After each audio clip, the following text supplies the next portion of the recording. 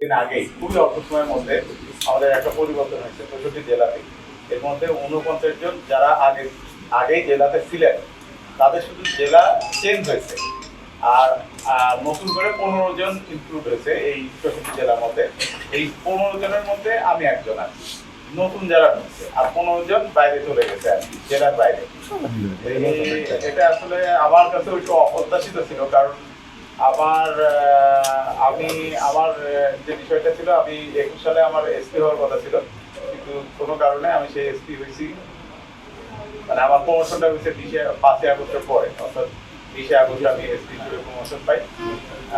আমাদের প্রমোশন অবশ্য তখন ওই যে ফার্স্ট যে ডেট, সেই ডেট অনুযায়ী আমাদেরকে প্রমোশন দেওয়া হয়েছিল। ২১ সালের যে ডেটে মে মাসে আমার প্রমোশন হওয়ার কথা ছিল, সেই ডেট হিসেবেই এই ২৪ সালের ২০ আগস্ট আমি প্রমোশন পাই।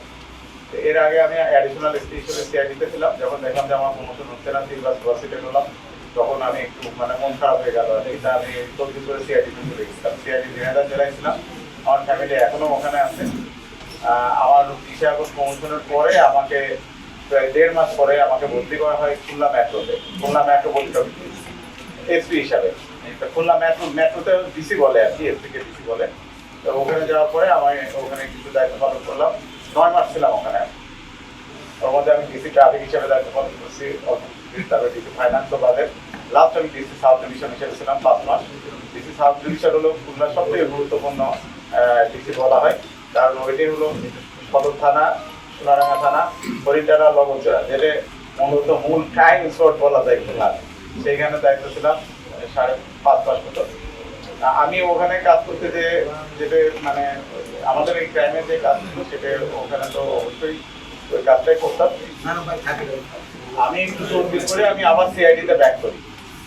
সিআইডিতে ব্যাক করে আমি কুষ্টিয়া জেলাতে ছিলাম, কুষ্টিয়া সিআইডিতে ছিলাম।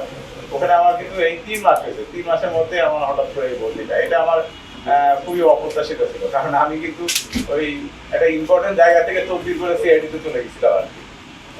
তারপরে আমার যাক, এটা হলো ভাগ্যে ছিল হয়তো, বা এটা গভর্নমেন্টের বিষয়, গভর্নমেন্ট যেভাবে ডিসিশন নেবে সেভাবে হবে। এই জেলায় আসার বিষয়ে বা জেলায় ভর্তি হওয়ার বিষয়ে আমার আসলে কোনো ধারণাই ছিল না যে এই মুহূর্তে আমাকে জেলায় দিতে পারে বা এরকম কোনো। অনেকে, কারণ জেলায় একটা অনেকের কাঙ্ক্ষিত পদ থাকে, এসপি হলে সবার টার্গেট থাকে যে জেলায় আসার জন্য।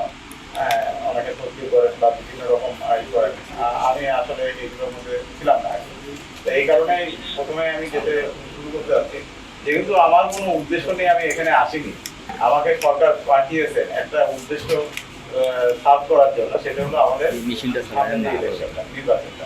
এই নির্বাচনটা যেন সুষ্ঠু এবং সুন্দরভাবে সম্পন্ন হয়, সেটা করতে যে আইন শৃঙ্খলা বিষয়ে যা যা পদক্ষেপ নেওয়ার প্রয়োজন, আমাদেরকে আমার এই লক্ষ্মীপুর যে পুলিশ টিম আছে, লক্ষ্মীপুরের প্রত্যেকটা কনস্টেবল থেকে শুরু করে আমার অ্যাডিশনাল এসপি, সার্কেল এসপি থেকে শুরু করে ওসি যা আছে, সবাই মিলে আমাদের একটাই টার্গেট এখন, যে আগামী যে ফেব্রুয়ারিতে যে ইলেকশনটা হবে, সেই ইলেকশনটা সুষ্ঠু এবং সুন্দরভাবে সম্পন্ন করা। এর যেন একটা উৎসবমুখর পরিবেশে সম্পন্ন হয় এবং কোনো রকম কোথাও যেন কোনো অঘটন না ঘটে। এইটা যদি আমরা করতে পারি, তাহলে আমরা মনে করব যে আপাতত আমার যে বিষয়, মানে আমার যে উদ্দেশ্যে এখানে পাঠানো হয়েছে, সেটা সফল হবে।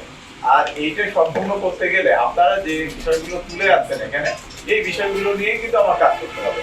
কারণ এই বিষয় নিয়ে কাজ করলেই কিন্তু আমি এখানে একটা সুন্দর পরিবেশ তৈরি করতে পারবো, যে পরিবেশে আমাদের যে নির্বাচন সেটা সুন্দর এবং সঠিকভাবে সম্পন্ন হতে পারবে। তাই এই বিষয়টা আসলে আমাদের পুলিশের একার পক্ষে এইসব কাজ করা খুবই গ্রহ একটা বিষয়। এক ভাই বলছেন যে পুলিশ জানে না, এমন কোনো কিছু নেই। হ্যাঁ, পুলিশ সব জানে যে কোথায় কি হচ্ছে না, এটা কার মাধ্যমে জানে বলেন তো? জানে কিন্তু এই আপনাদের মাধ্যমে, আপনাদের মাধ্যমে, সাধারণ জনগণের মাধ্যমে, ওই এলাকার কোনো ভালো ব্যক্তির মাধ্যমে আমরা কিন্তু এই তথ্যগুলো পাই। আমরা কিন্তু আমাদের মাথায় নেই, আমরা জ্যোতিষী না যে আমরা একটা ঘটনা ঘটার সাথে সাথেই জেনে যাই যে কে করছে, এটা সম্ভব না। এই আপনাদের কাছ থেকে বিভিন্ন মাধ্যম থেকে আমাদের কাছে তথ্য আসে, এই তথ্য বিশ্লেষণ এবং সেগুলো যাতায়াত করেই কিন্তু আমরা একটা লক্ষ্যে পৌঁছাই আর কি, বা সেই জায়গায় পৌঁছাতে পারি। তো এই কারণেই আর সাংবাদিক ভাইরা যে সহযোগিতা, এটা তো অবশ্যই লাগে। এটা কোনোভাবে আপনারা ভেবেন না যে আপনাদের বাদ দিয়ে আমরা কোনো কাজ করতে পারবো।